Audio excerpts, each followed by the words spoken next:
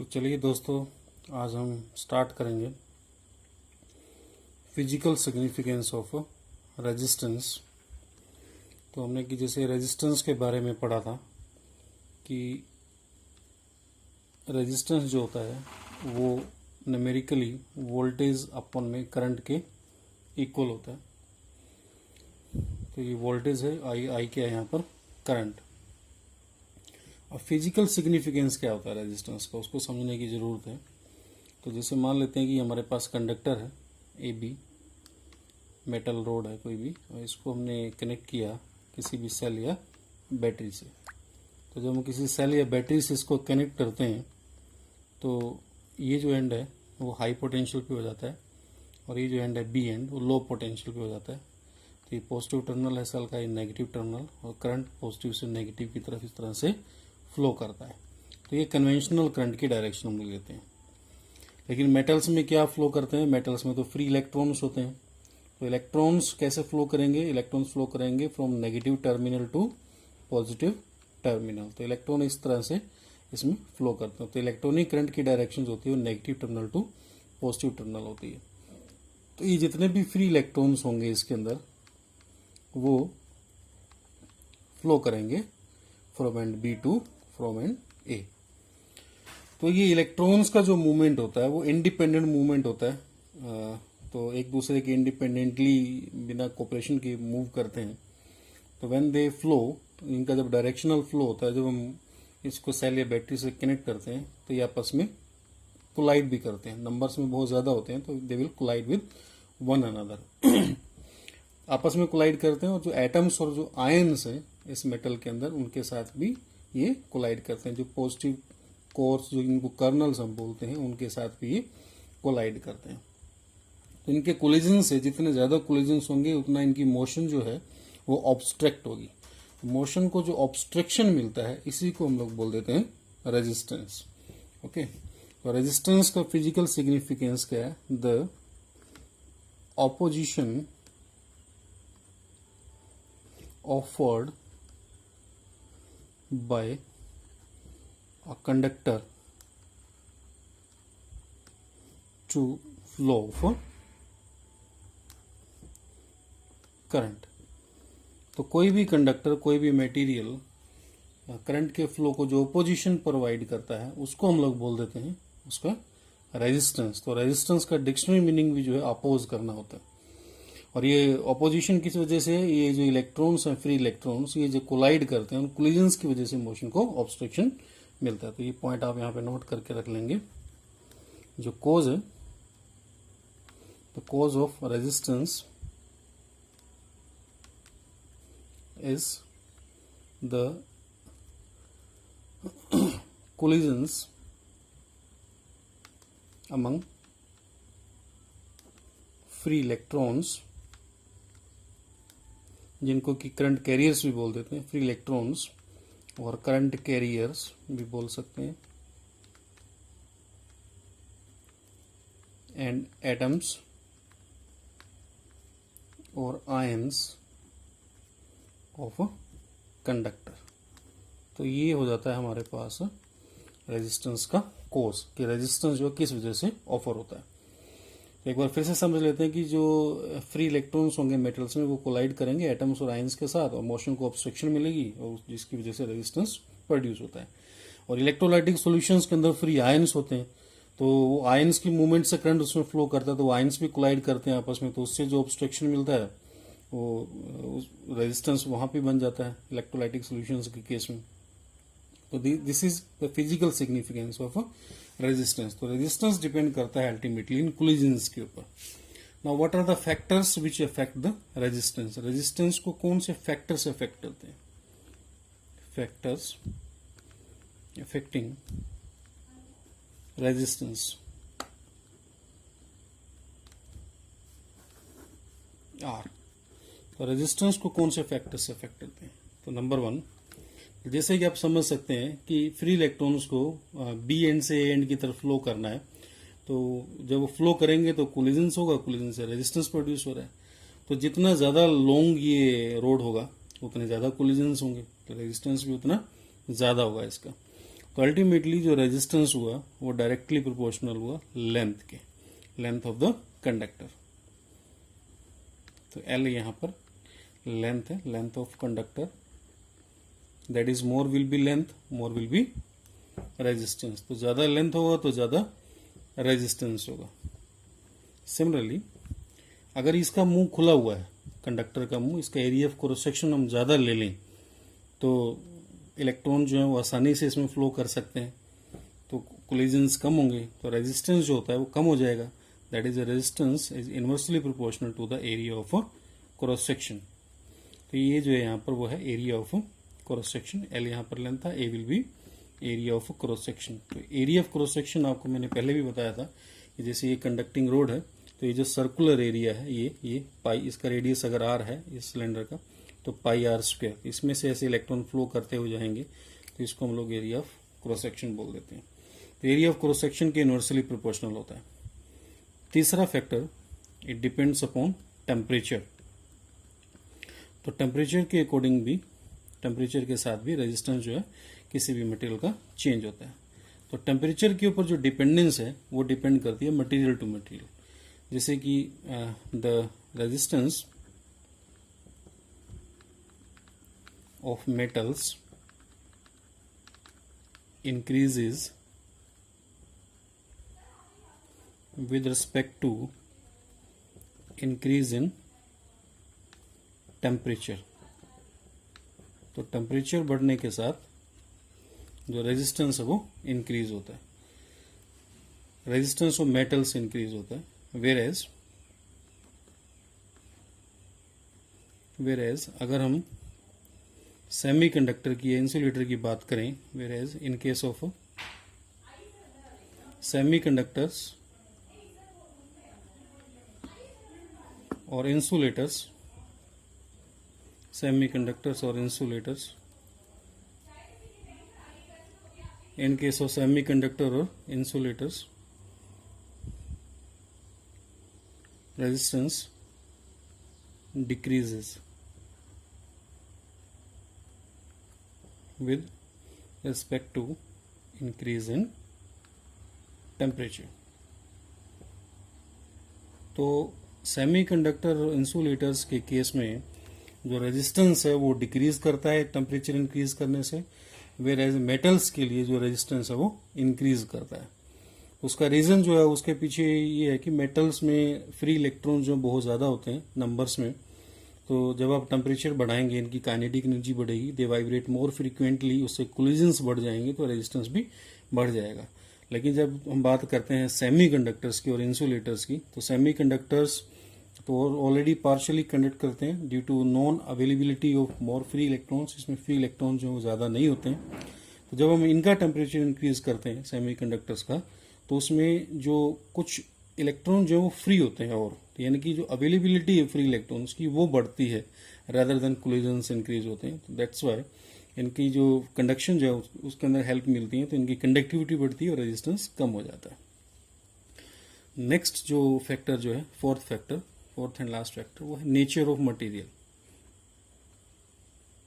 Nature of material, तो resistance जो है वो नेचर ऑफ मटेरियल पर भी डिपेंड करता है कि मटेरियल का नेचर क्या है। फॉर एग्जांपल जैसे अभी मैंने बताया कि जैसे मेटल्स के केस में तो टेम्परेचर इंक्रीज करने से रेजिस्टेंस इंक्रीज करता है, सिमिलरली मेटल्स टू मेटल भी वेरी करता है। जैसे कॉपर का जो रेजिस्टेंस वो कम होता है, जबकि आयरन का उससे रेजिस्टेंस थोड़ा सा ज़्यादा होता है। तो नेचर ऑफ मटेरियल पर भी डिपेंड करता है।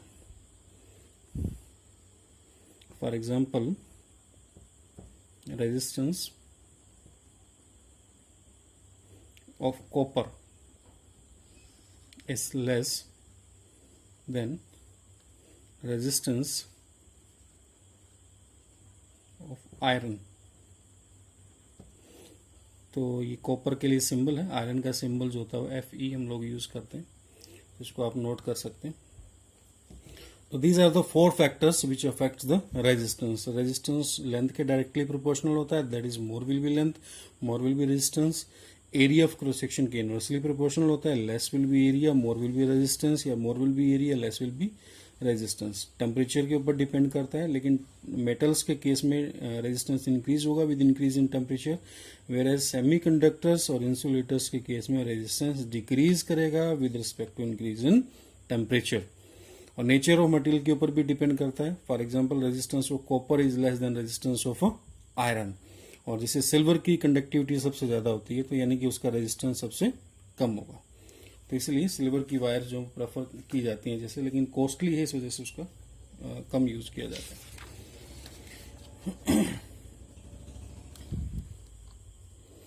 तो यहां से हमारे पास ये देखिए, आपके पास ये फर्स्ट इक्वेशन है, R is directly proportional to L and R is inversely proportional to A। इन दोनों इक्वेशंस को अगर हम कंबाइन कर दें then what we will get from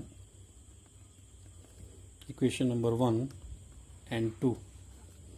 तो R is directly proportional to L था और inversely proportional to A, area of cross section था, इनको कंबाइन किया हमने, तो we will get R is equal to, जब हम इक्वलिटी का साइन लाएंगे तो आपको पता है कि एक प्रोपोर्शनलिटी कांस्टेंट आता है रो L बाई, ये जो सिंबल है इसको बोलते हैं रो, RH ग्रीक वर्ड दिस रो, और ये एक्चुअल में क्या है रो।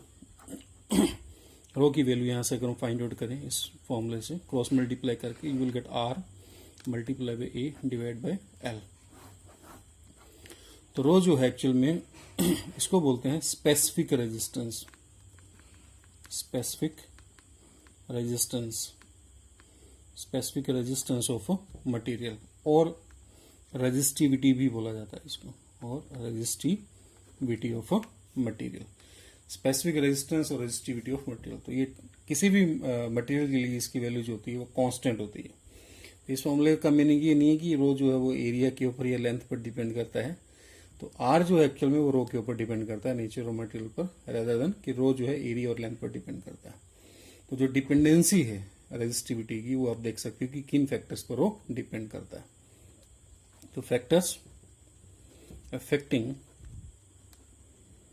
रेजिस्टिविटी, तो रेजिस्टिविटी को कौन से फैक्टर्स अफेक्ट करते हैं उसको आप समझ सकते हैं, रो को, दैट इज इसको दो फैक्टर अफेक्ट करते हैं। Number 1 nature of material, nature of material, तो मटेरियल का अगर नेचर चेंज कर देंगे, जैसे कि आप वायर जो कॉपर की बजाय आयरन का यूज करेंगे तो रेजिस्टिविटी चेंज हो जाएगी। तो कॉपर की रेजिस्टिविटी जो होती है वो कम होती है, आयरन की रेजिस्टिविटी ज्यादा होती है, सिल्वर की रेजिस्टिविटी सबसे कम होती है। तो इस टाइप से नेचर और मटेरियल के ऊपर रेजिस्टिविटी डिपेंड करती है कि मटेरियल कौन से नेचर का है। सेकेंड डिपेंडेंस जो है इसकी वो है टेम्परेचर के ऊपर।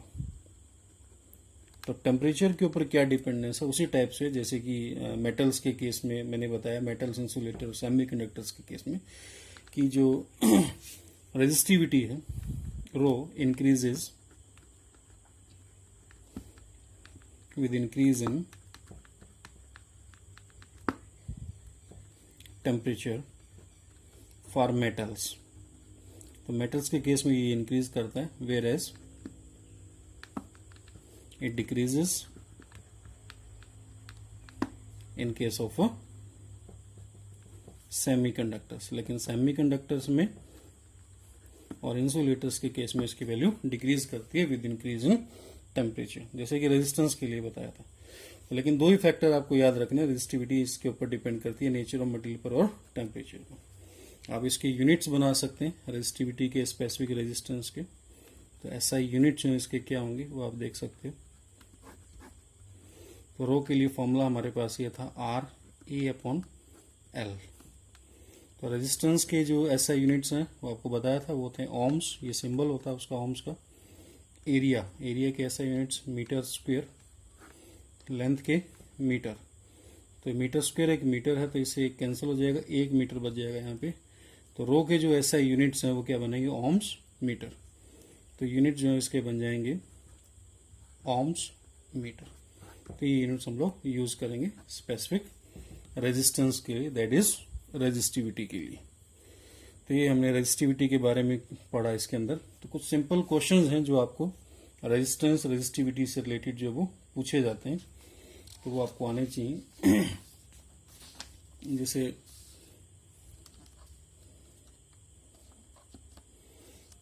एक ये क्वेश्चन हम लोग लेते हैं how resistance and resistivity of a conductor varies if length of wire is made doubled and if length of wire is made doubled and area of cross section is made half.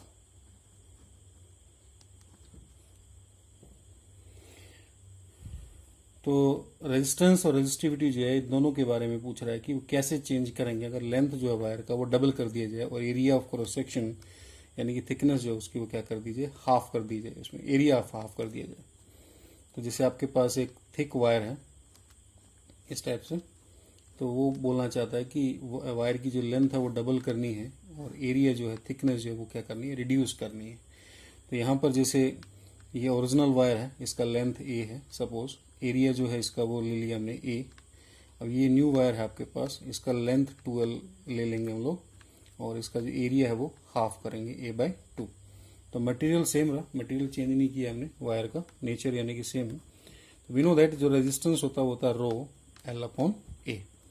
अब according to question हमें resistance find out करना है। तो new जो resistance है वो wire का R' उसको ले लेते हैं। तो नेचर मटेरियल का सेम इसलिए रो सेम रहेगा। लेंथ को हमने क्या किया है डबल, तो लेंथ को 2L पुट कर देंगे हम लोग और एरिया जो हमने वो किया हाफ, तो एरिया को a/2 पुट कर देंगे। तो ये वैल्यू जब आप इसमें पुट करोगे then what will you get, 2 को ऊपर ले जाएंगे, you will get 4 rho L/A। Rho L/ क्या है वो R के इक्वल है, ये जो वैल्यू है वो R के इक्वल है, इसमें पुट कर देंगे तो you will get R' is equal to 4R। यानी कि अगर आप ये चेंजेस करेंगे, लेंथ डबल कर देंगे, area of cross section half कर देंगे, तो रेजिस्टेंस जो है वो 4 टाइम्स इंक्रीज हो जाएगा। तो this implies the resistance of wire increases 4 times of its original resistance. तो इस टाइप के क्वेश्चन जो आपको एग्जाम में पूछ सकते हैं कि लेंथ डबल कर दिया, एरिया हाफ कर दिया, लेंथ 3 टाइम्स कर दिया, एरिया 4 टाइम्स कर दिया, तो इस टाइप के क्वेश्चंस आपको पूछ सकते हैं। एक और क्वेश्चन जो आपको इसमें आ सकता है इस टाइप से, अच्छा रेजिस्टिविटी के बारे में इसमें नहीं बात की। तो रेजिस्टिविटी जो है वो लेंथ और एरिया ऑफ क्रॉस सेक्शन पर डिपेंड नहीं करता है, तो रेजिस्टिविटी जो क्या रहेगी वो सेम रहेगी। Resistivity remains